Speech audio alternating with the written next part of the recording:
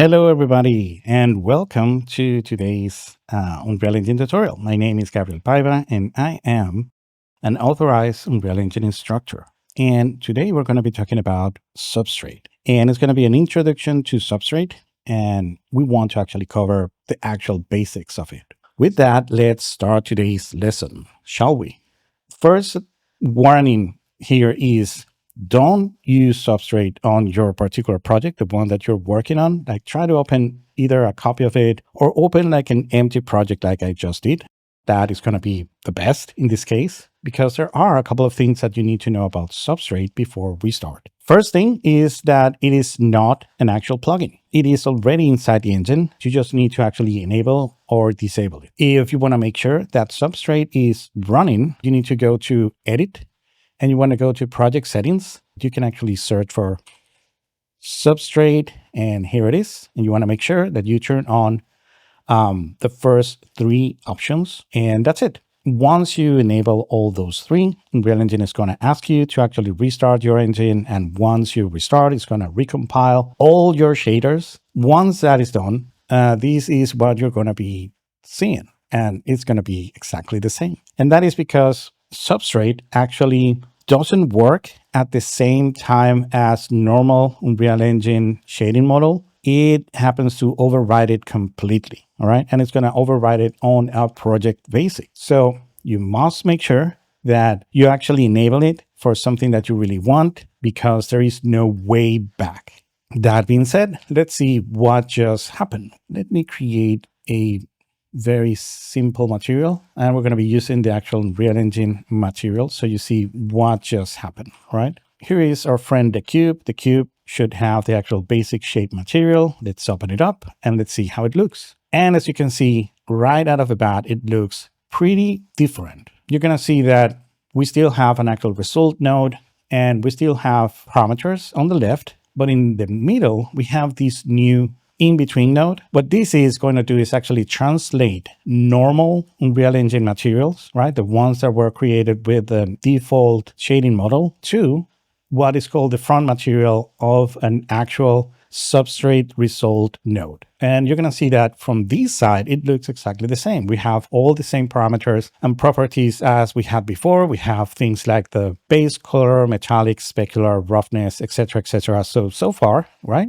On this side, everything is the same. Now, on the right side, you're going to see that the actual result node is a little bit different. We lost some things from here, right? And you're going to see that whatever we're not using, it's gray out. And you can see that that is because we're using the blend mode opaque. And you can see that, you know, the actual material domain and the actual shading models are completely black out. You're going to see very soon that there are ways of actually creating those, but it's completely different as what we expect from normal Unreal Engine operations. For the rest, everything is kind of the same. We have the two-sided, the thin surface. You can actually collapse to material attributes, etc., etc. Substrate is a new way, more expressive, of creating materials. And it's new for Unreal Engine, so you know, but it's a very old way of creating materials. What it is a more scientific way of creating and imitating real-life materials and real-life surfaces, all right, inside Unreal Engine. It happens because it uses a different algorithmic ways of mixing, you know, all of these properties. And that shading model is called BSDF, and that is bidirectional scattering distribution function.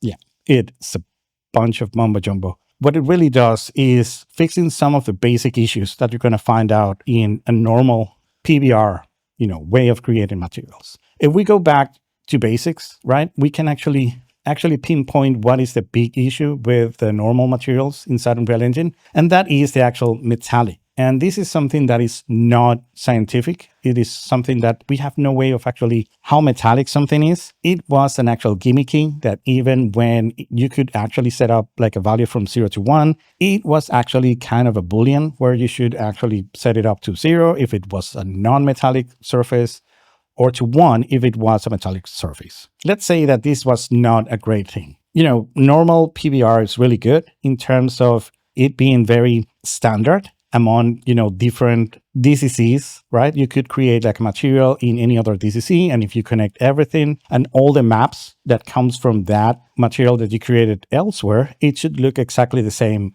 no matter where you connected it. Now, in this new way, the actual PBR maintains, but there are a couple of new properties, and we're going to get to check them real soon, that they are pretty useful, and you can make like really cool materials with those. Let's actually continue and create our own first substrate materials. Let me turn these off, and no, don't save it.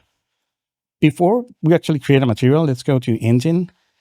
Let's actually do a filter by static mesh, preview something. Here it is. All right, let's create one of these. All right, this is good. Now we're going to be creating our first material. And the first thing that you need to know is that it is not going to be any different than any other material that you can create. You're going to right click, you're going to go and create a new material. And let's call it a new substrate. Let's call it M because it's a master material. New substrate. That's it. Let's make sure we save everything. That's it. And we're going to jump in, and this is what we get. Right out of the bat, Unreal Engine tried to help us, saying like, yeah, this might be a little bit too new for you. So I'm going to actually connect this material function that actually creates one of these new front material inputs for our result node. And it will actually let us connect everything as usual, right? Like base color, metallic, specular, roughness, etc., etc. In our case, we're not going to be using those. We want to actually create our own thing here, right? So let's, take care of these. Let's delete it. And the first thing that you might want to actually check out is go to your palette. It's going to be right here, very tucked in. And then you can actually pin it so it doesn't go away. And you can search for substrate. Here it is. What is cool about this is now you have here all the different categories and all different available nodes that Substrate offers. You're going to see that we have simple things like, for example, different type of materials like eye, hair, layer, water, etc., etc. The one that we're very interested, we're going to be checking some of these, not all, but the one that we're most interested is this one that is called slab. And that is because Substrate treats all the different layers that you can create inside a substrate like slabs, chunks of materials, all right? So let's drag one of these, put it inside, and let's connect the result node to the substrate slab BSDF. You're going to see that we have like different properties. These are not the properties that we are accustomed to, right? We have things like diffuse albedo, F0, F90, roughness we know, anisotropy we already know, normal, tangent. So we're going to be breaking these apart and start checking out what is what inside here. First thing first, now that we created our master material, let's actually create a material instance out of it. Start, and that's it, right? We're going to have a material instance and we're going to have a master material on it. And all right, let me make sure that I actually assign that material instance to, here it is. So we can check what we are creating here. First thing first, one thing that is great about Substrate is that if you hover over all of these different properties, it actually allows you to read out what it is.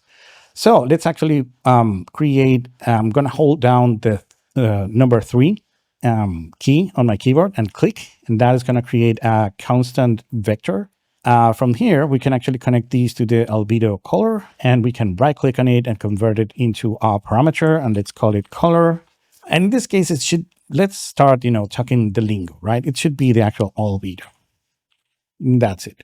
Now that that is connected, we can actually assign the actual default, right? That should be 0.18. We can actually type it here, 0.18, and we can save. So even if this thing is connected or not, we're still going to have like the full, that's what we're going to try to do with the rest of everything, right? Try to create the basic substrate material that you can actually start using on your project. So if you follow along, you're going to have like your own basic material for substrate. Very easy. This is just the actual color. The albedo should be the manifestation of just the diffuse, right? No shadows, no specular, nothing on it, right? So this is easy.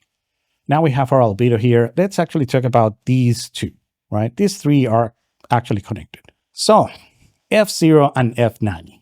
So this is how shiny an actual material should be when it is right perpendicular to the camera. And F90 is at 90 degrees perpendicular to the actual camera, right? So one is going to be the actual front of the material and one is going to be the actual, contour of the actual material.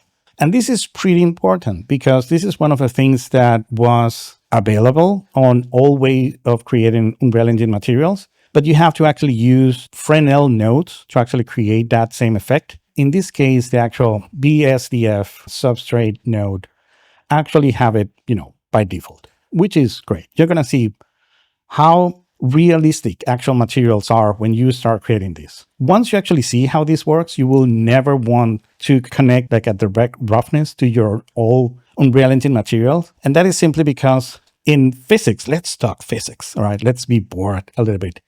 In physics, everything is about, the actual consistency of the energy that you're pumping into a system and what is getting absorbed and what is getting, reflected out. And that is how we see color, right? Because of the laws of physics, the same energy that you pump in should add up to the actual energy that is absorbed plus the energy that is bounced out, right? No energy is getting created, no energy is getting destroyed. Color actually affects a lot of that because color actually, what you see as a color means that was the only way of light that was not absorbed by the actual material. Whatever is not absorbed gets bounced out.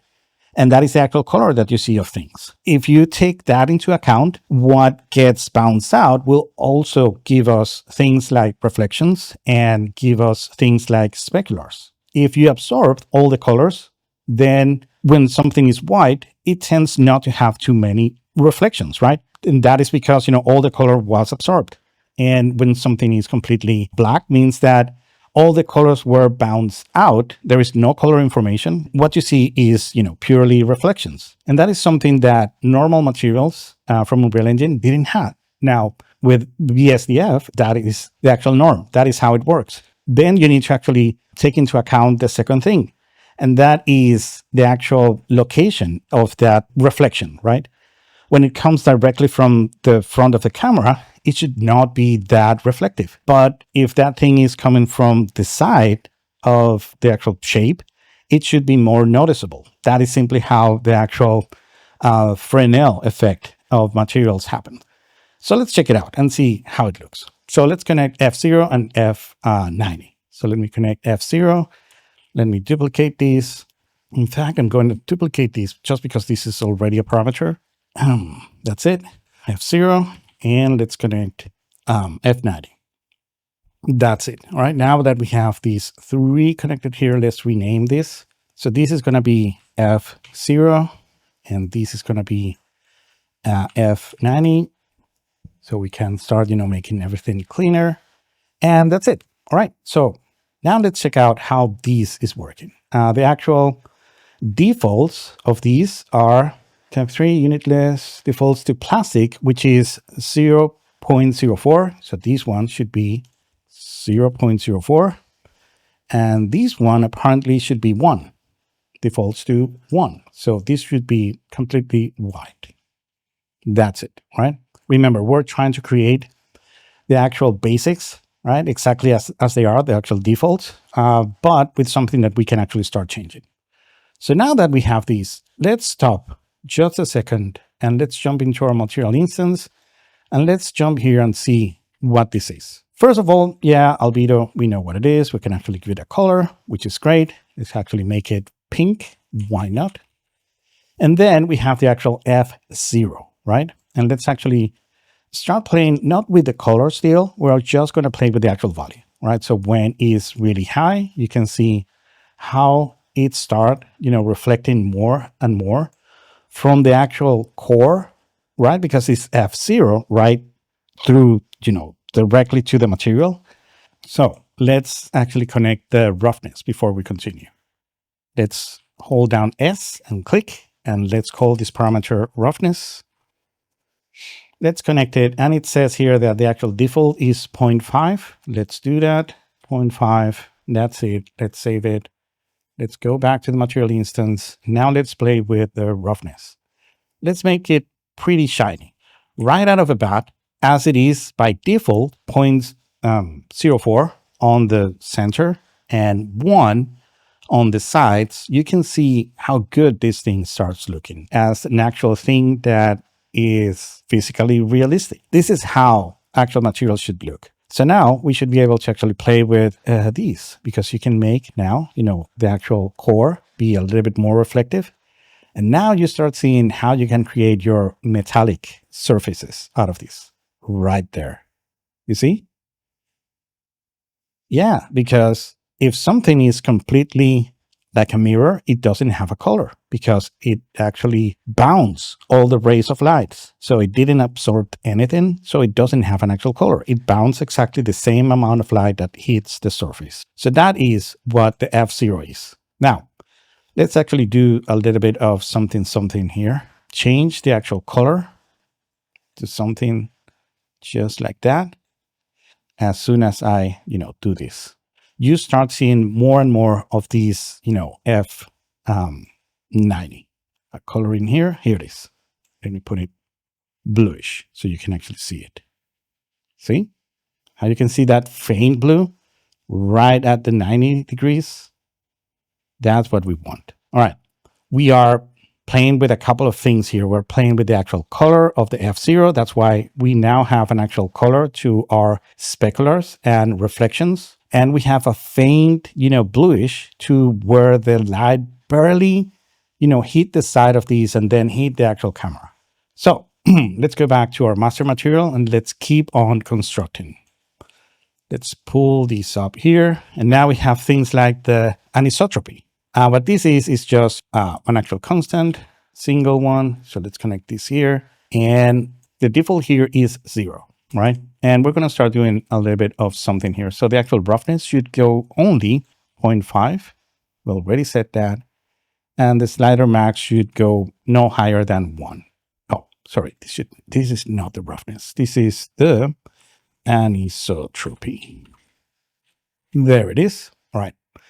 This one should go from -1 to 1. You're going to see why in a second. And the default value should be 0. Let's actually save this. That's it. Now, let's check out our anisotropy. And if you go this way, you can see how the actual speculars and reflections get, stretch out. It is like machine metal. It tends to have like this. If you are old enough like me, you would remember things like CDs, right? And DVDs. Those things will have these kind of things because they were, like tiny holes on an actual surface, and they tend to create this kind of patterns. So it goes from -1 to 1 because you can actually go both ways. If you keep going this way, then you have it on the other direction. This is what we're expecting out of an anisotropy. Let's continue. So let's save everything. Here we go. Now, what is next? We have normal. Let's actually drop it here. Set a texture sample. And all right, I can now convert these to an actual parameter. That's it. And this is going to be, of course, the normal. That is good. Let's actually talk about SSS. So let's actually go and create, it says a float. So let's actually reuse one of these ones up here. Copy, paste. Let's actually rename it already to SSS. And this is the actual, just the SSS. Then we have the actual scale. It's a single. So this is going to be the SSS scale. And we have the phase anisotropy. And this one is going to be also 0. This one is going to go from -1 to 1. This one should go from 0 to 1. And we have the actual color here. So let's actually connect these here, this one here, and this one right here. I want to actually connect this second roughness before and actually talk about this one so you can see what this is all about. Let's actually make this the roughness, and we're going to call it roughness 2. There it is. Second roughness. And this one says that defaults to 0.5. So let's do that. 0.5. I think there is something wrong here with this SSS. It should be default 0. That's why it's doing this. So let's drop the value to 0. Create another one of these. And now we have an actual weight. So this is going to be roughness W. And we're going to connect this one here. That is good. This one should be 0 by default. That's it. So let's talk about that roughness 2 and the roughness 2 value and everything. So let me set this one, the actual weight of the roughness to 1. Let me change the color of our albedo to something a little bit more noticeable, like this, right? So it's not white and you can actually see the actual specularity more. And now let's play with these two roughness. So you're going to see that this roughness right here, I'm going to set the actual value of these to 0. So we can actually control these, right? We can make it like very polished. And then with the roughness too, it's going to be like a roughness on top of that roughness, which is, you know, very cool to actually create effects. So it's like the contrary of a clear coat. That is what it is. So it's like a on coat, I don't know, roughness coat on top of it. Let's now play a little bit with these SSS. So subsurface scattering, as it is called, is a property that will allow light not only to either hit and bounce out or hit and be absorbed. It will actually allow the light to get in, be absorbed, bounce in a little bit, and then it will bounce out. And what it's going to do is create like a bit of a self-illumination. It's going to be more noticeable in places where you have shadows, just like here. We need to actually set our SSS value. It's going to be in actual centimeters. So remember, this thing is huge. This thing is like 2 meters, you know, each size. So maybe 1 centimeter, right, that is here is not good enough. So we might as well actually set these to be 50. I'm going to hit OK. And now we can go to the scale so you can actually see how it works. So you can see the actual shadows getting a little bit softer, actually absorbing the light and letting it bounce a little bit inside. So that softens the actual quality of the shadows until you can make it look like really plasticity, like it is like plastic. You can see it back here. It looks awesome. Let me turn it off and on so you can see the difference. It gives this very softness, like a plastic or wax, right? Or even skin. This is amazing that you have an actual subsurface control that works this well. So we have almost everything covered. We still need to work with the fuzz and with the emissive. So these ones should also be in color. So what I'm going to do is actually the reroute. Here it is. Now you can add like a normal reroute, but there is an actual add name reroute declaration node. And this one is really cool. I'm going to call this one albedo. Now I can connect these to these and these to that. And this is good. Now this is going to be my router. Now there is going to be a channel that is going to be floating through the air. And you can reuse it wherever you want. So I'm going to be grabbing all these, put them a little bit down there. And I'm going to be creating one of these, copy it, pasting it. And this is going to be the actual emissive power. And what we need is, now we go to our name reroutes, and I'm going to bring the albedo, and I'm going to multiply it. That's it. By our emissive power, emissive color. That's it. Now this is connected. I can put these down here, all of these up there. So everything is pretty well and organized. There it is. All right. So lastly, we have the actual fuzz. And fuzz is going to work a little bit like the F0, F90. So the fuzz is going to allow us to create things like fabrics and other things like cement and rocks tends to work the same way. So let's create what we need here. So first we need, this is going to be fine. This is going to be our fuzz roughness and copy paste. This is going to be the fuzz amount.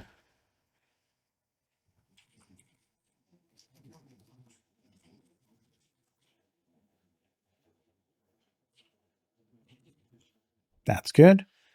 I think the roughness should be in 0.5 by default, and they should go from 0 to 1.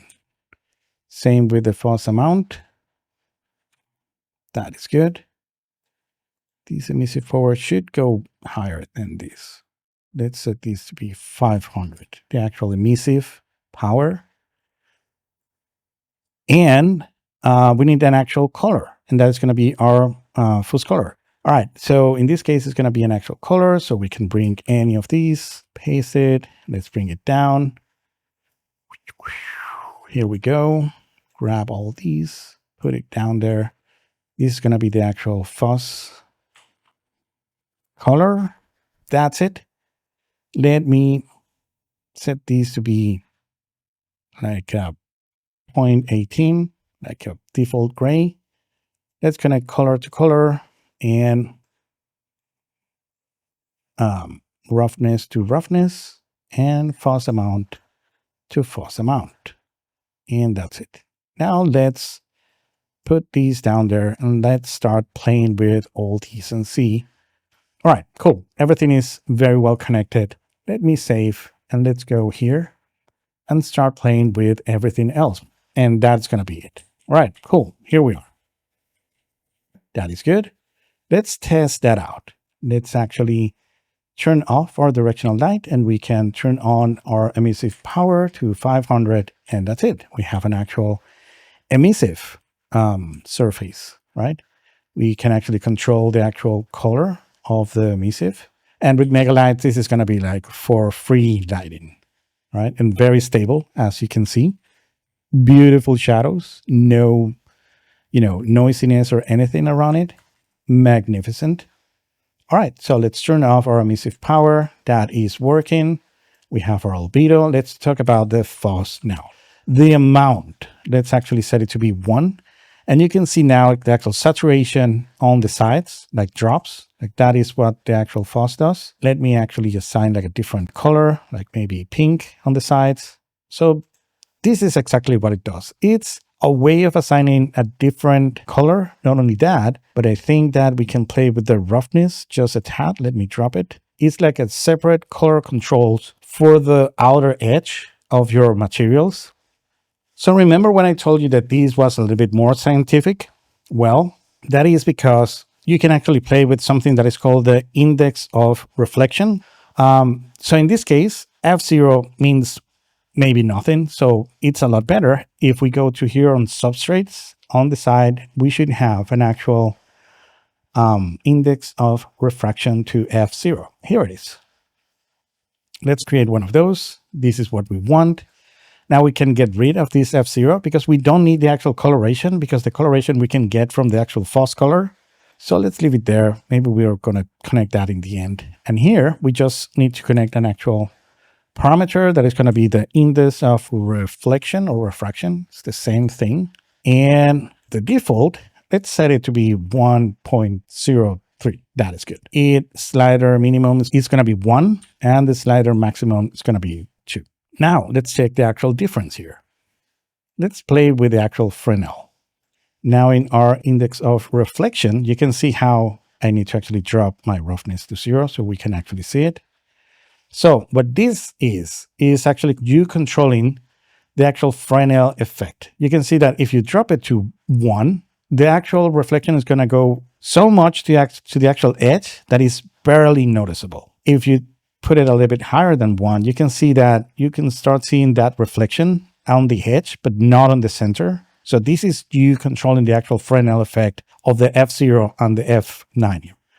Let me actually assign a color here. Now this color should be a little bit more noticeable now that we can actually control the F0 with the index of reflection.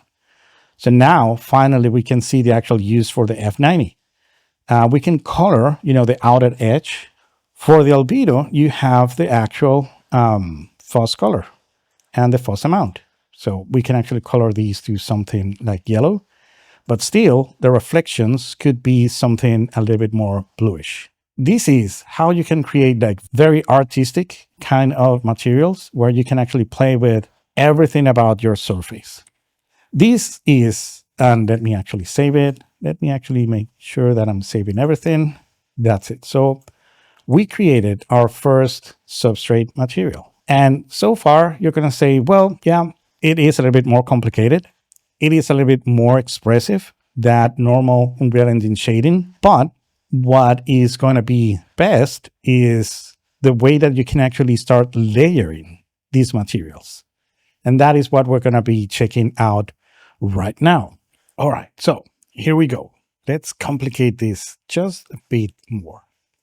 All right, so this is good. All right, but if you look at this side, you're going to have different ways of combining different slabs. All right, so these are slabs. And you're going to have one that is going to be called the horizontal blend, and you're going to have a vertical blend, and you're going to have the normal add, right?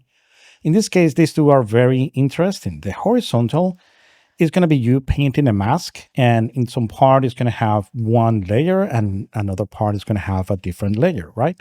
And if you go with the vertical, then it's where it starts being a little bit more interesting. So let's actually do one of these, right? Let's drop it here. And as you can see, you're going to have like a top and bottom material with something that is the actual top thickness. So all we need to do is I'm going to assign these as my bottom, and we're going to need something for the top.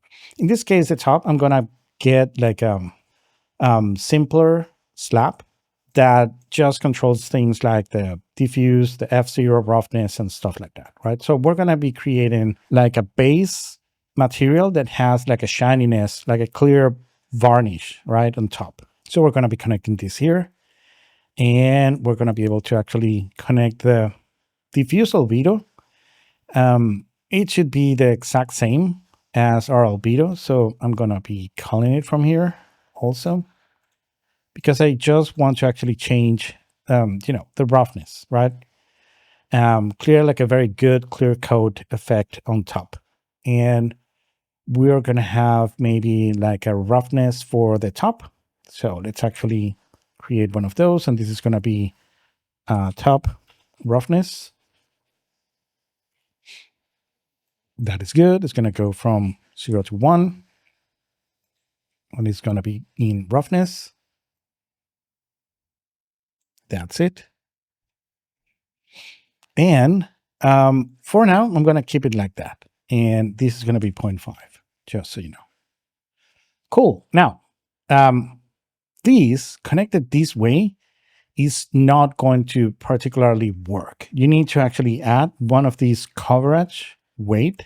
You're going to put it there. And from here, you're going to need to actually connect your top to A, and from here to top.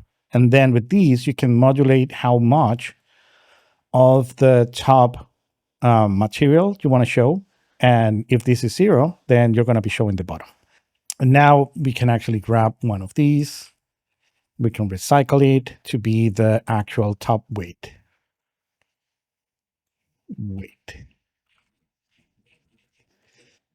And I want these to be, that's it. Cool. Let me save this. Now that we have these, let's actually jump here. And this is looking very good. We're going to be loading a normal just because. So let me load like a normal. Let me see what I have here. And it will do. Maybe this one. All right, this is good. So now you can see that it has like these, rough look now. Now I can actually go to my top, and I will grab my top weight and my roughness. I'm going to make it like really shiny, like almost no roughness. Adding that top weight, you can see how overriding what is below it. The normal blend, and this is weird, is going to be 0.5. So this means that now you have both working at 100%, and they are both, adding to how this looks. And now you can see that now it looks like weird, right? Now you have like a top material that is on top of the other one, and it looks like very awesome. It looks like it's a pond of water on top of something that has a bottom, right? And it's looking really cool. And now you have different roughness that you can actually play with. So this one could be like really polished, and you can have your secondary roughness, right, on the bottom of it, which is nice, right? So, the actual content examples have like a full substrate map, which is amazing. It has like tons of substrate materials, but the actual project does not come with substrate on. As soon as you download it, you need to go to edit, go to your project settings, look for substrate, and turn it on. So again, big warning, this is all experimental. Now that I actually change this project to Substrate, it's going to remain on Substrate.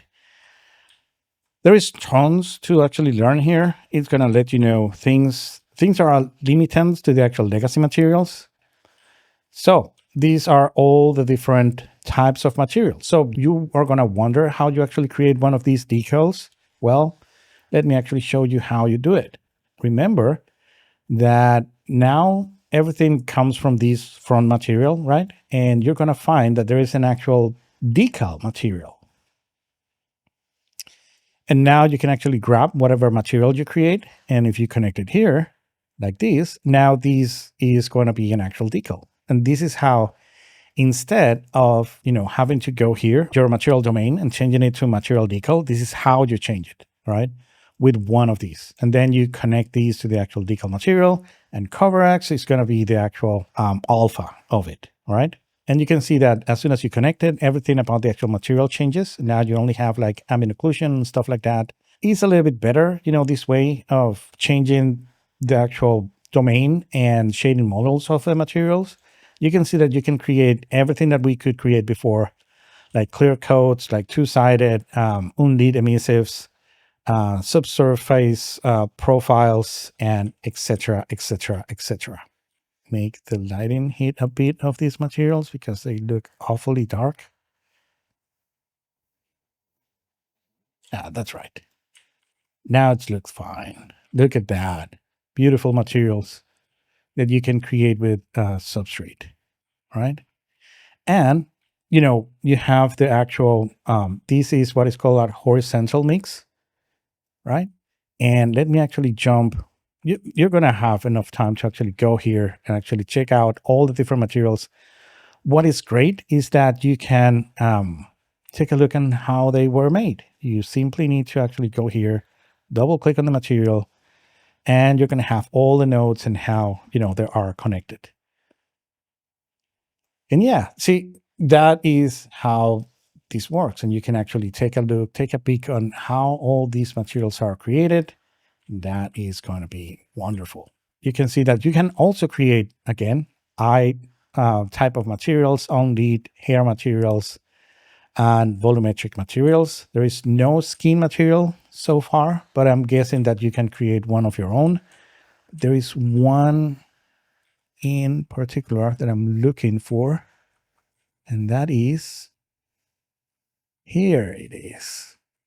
I don't know if you recognize it, but this is the actual substrate material that is on the Electric Dreams. It wasn't an actual Electric Dreams presentation. It has the dust, it has the actual opal, kind of material where you can actually see things inside. That's it. So now you can actually create a material instance out of it. Let me actually take a look where this is. Create an actual material instance and assign the material instance, because you should have controls over tons of things here. And you have, all the different layers here, layer A, B, C, D, E, and the E. You can see that this one is the actual dust on top of it. You can make it grow even further.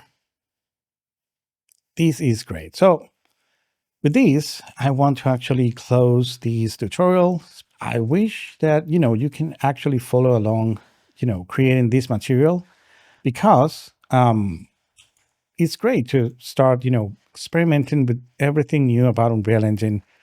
And it is new because of reasons. Normally it's because it's better.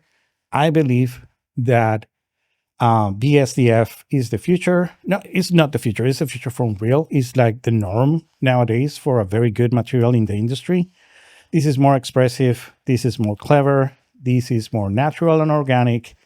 And it makes everything looks a lot better. I think that the only thing that is now preventing us from using Substrate is that it's still on experimental.